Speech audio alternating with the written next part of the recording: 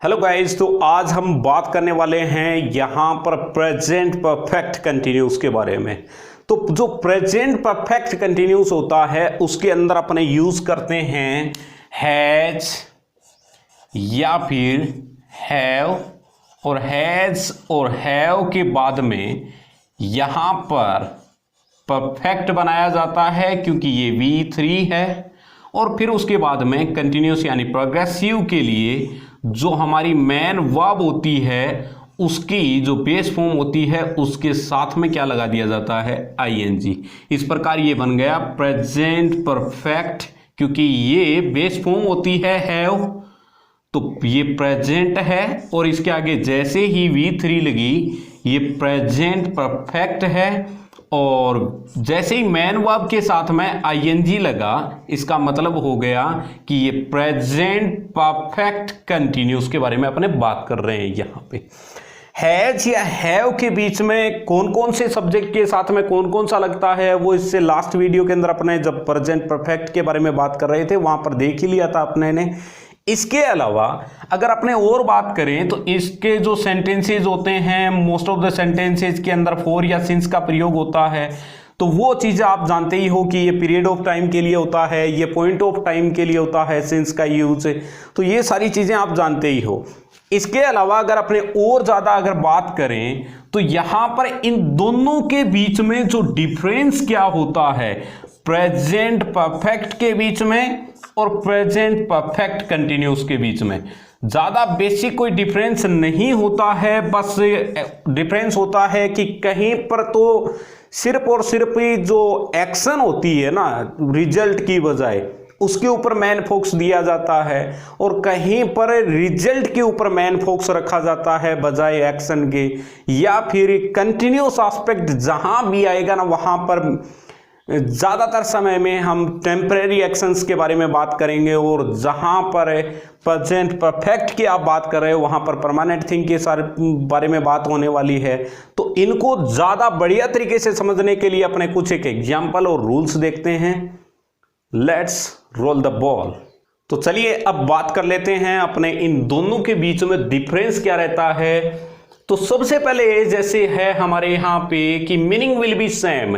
अगर आप इन वर्ब्स के साथ में प्रेजेंट परफेक्ट या परफेक्ट कंटिन्यूस का यूज करने वाले हो तो मीनिंग है वो सेम रहेगा, जैसे कि वर्क है, स्टडी है, लर्न, टीच, प्ले, इन सब के साथ में यहाँ पे मीनिंग लगभग सेम रहता है। He has been living here for many years, he has lived here for many years, दोनों का जो मीनिंग है वो लगभग क्या रहेगा, इक्वल रहेगा। इनके बीच में डिफरेंस क्या रहता है तब देखिएगा, जब भी हम प्रेजेंट परफेक्ट कंटिन्यूस के बारे में बात करेंगे to talk about temporary things, तो हम टेम्पररी थिंग्स के बारे में बात करेंगे, जो कि टेम्पररी का मतलब जो स्थायी नहीं है, परमानेंट नहीं है। और जब भी हम प्रेजेंट परफेक्ट के बारे में बात करेंगे things are permanent then it, तो इसका मतलब जो चीजें हैं वो ज्यादा परमानेंट हैं इसकी बजाय।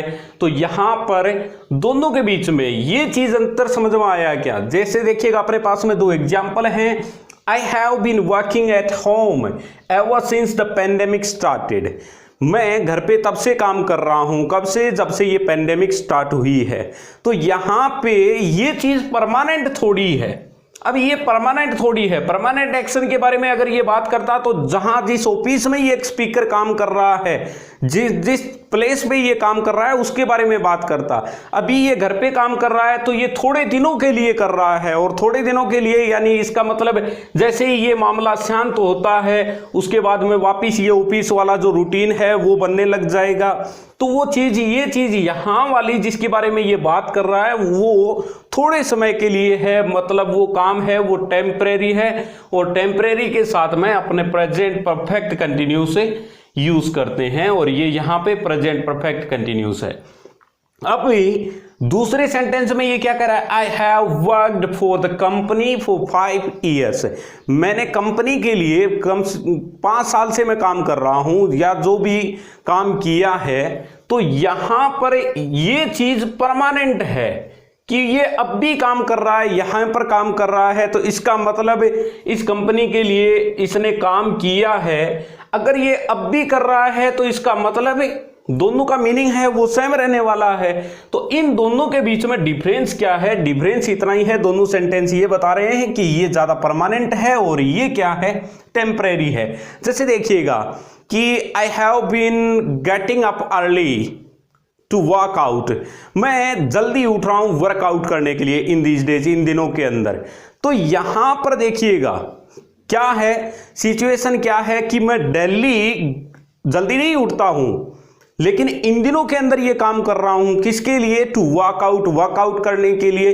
इसका मतलब ये है कि ये टेम्परेरी है। परमानेंट होता तो मैं यूं कहता कि मैं ये काम हमेशा ही करता हूं, then we will use present simple tense here. तो फिर हम प्रेजेंट सिंपल टेंस को काम में लेते हैं यहां पे। तो इसका सीधा सा मीनिंग है कि जब भी आप टेम्परेरी की बात करोगे वहां पे कंटिन्यूस एस्पेक्ट आ जाता है, और जब भी आप परमानेंट चीज के बारे में बात करते हो वहां पर परफेक्ट आ जाता है। जो मेन डिफरेंस है इनके बीच में वो क्या रहने वाला है कि with the present perfect continuous the focus is more on the action. जो मेन फोकस रहेगा ना वो आपका एक्शन के ऊपर रहेगा प्रेजेंट परफेक्ट कंटिन्यूस के अंदर यहां पे। देन द रिजल्ट की बजाय while in present perfect you are more interested in the result, आप रिजल्ट के अंदर ज्यादा इंटरेस्टेड हैं देन द एक्शन की बजाय आप यहां पे जो रिजल्ट है उस रिजल्ट के साथ में जाने वाले हो। जैसे ये देखिएगा दे हैव गॉन देयर, वो वहां पर जा चुके हैं। इसका मतलब कोई तूफान वगैरह कुछ भी आ रहा है तो इनकी हेडेक मिटी क्योंकि वो वहां पर पहुंच चुके हैं। देखिएगा ये काम शुरू हुआ चलने का पास्ट में और अब के बारे में ये बात कर रहा है। तो यहां पे जो पास्ट में काम शुरू हुआ और अब वो काम है वो कंप्लीट हो गया, और इनका जो मेन फोकस है वो किसके ऊपर है?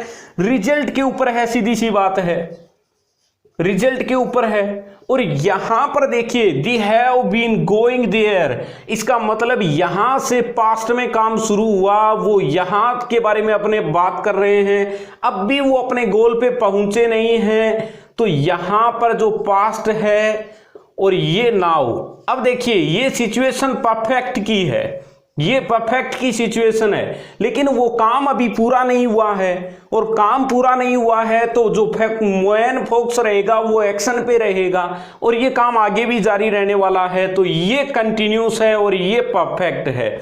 और अगर यहां पे इसके बारे में अपने बात कर रहे हैं तो हमारा सीधी सी बात है कि मेन बात किसके बारे में करी जा रही है? प्रेजेंट परफेक्ट कंटिन्यूस के बारे में। और अगर यहां तक हो रही है तो इसका मतलब हम रिजल्ट के बारे में बात कर रहे हैं, और रिजल्ट के बारे में अगर बात कर रहे हैं तो हम बात कर रहे हैं इस प्रेजेंट परफेक्ट के बारे में।